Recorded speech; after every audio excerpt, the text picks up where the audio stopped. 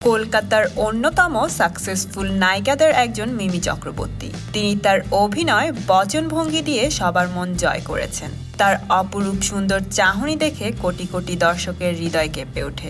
চলুন তাহলে এই আবেদনময়ী নায়িকার কিছু অজানা তথ্য জেনে নেওয়া যাক। মিমি চক্রবর্তী 1989 সালের 11 ফেব্রুয়ারি কলকাতায় জন্মগ্রহণ করেন। তিনি অভিনয়ের পাশাপাশি লেখাপড়াতেও বেশ মনোযোগী ছিলেন।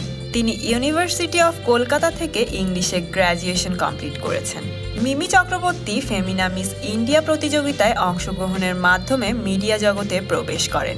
মিমি চক্রবর্তী বড় পর্দার জনপ্রিয় নায়িকাদের একজন হলেও তিনি কিন্তু ছোট পর্দায় চ্যাম্পিয়ন নামক টিভি সিরিয়ালে অভিনয় করে সবার নজরে আসেন। একই বছরে সোহমের সাথে বোঝে না সে বোঝে না ছবিতে অভিনয় করেছিলেন। ছবিটি ব্লকবাস্টার হিট হওয়ার পর মিমি চক্রবর্তীর ক্যারিয়ারের চাকা পাল্টে যায়। এরপর থেকে আর পিছনে ফিরে তাকাতে হয়নি তাকে। মিমি চক্রবর্তী বাপি বাড়িজা ছবির মাধ্যমে চলচ্চিত্রে পদার্পণ করেন। এই ছবিটি 2012 সালে মুক্তি পায়। ভারতীয় বাংলার পরিচালক রাজ চক্রবর্তীর সাথে তিনি বেশ লম্বা সময় প্রেম করেছেন, কিন্তু তাদের প্রেমের টাইমলাইন বেশি দূর এগোয়নি। হয়তোবা দুজনের মনের মিল হয়নি, কিন্তু তাদের দুজনকে একসাথে ভালোই লাগতো। আরও একটি বিষয় হচ্ছে মিমি চক্রবর্তী প্রেমের ব্যাপারে বেশ রোমান্টিক হলেও তিনি কিন্তু প্রেমের ন্যাকামি এবং ওভার পজিটিভনেস একদম পছন্দ করেন না। এই অভিনেত্রী 2011 সালে big Bangla rising star award পেয়েছিলেন। আরেকটি মজার ব্যাপার হলো সিনেমায় মেকআপ নিয়ে থাকতে হলেও তিনি কিন্তু বাস্তব জীবনে মেকআপ করতে একদমই পছন্দ করেন না।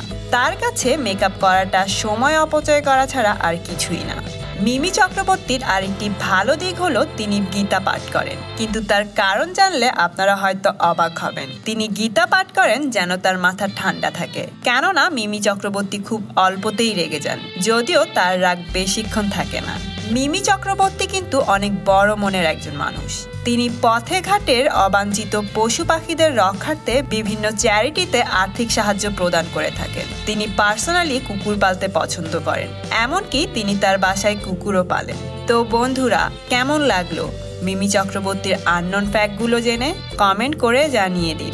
আর হ্যাঁ, আপনার ফেভারিট সেলিব্রিটির এমন আননোন ফ্যাক্টগুলো জানতে এখনই সাবস্ক্রাইব করুন স্টার গল্প চ্যানেলে।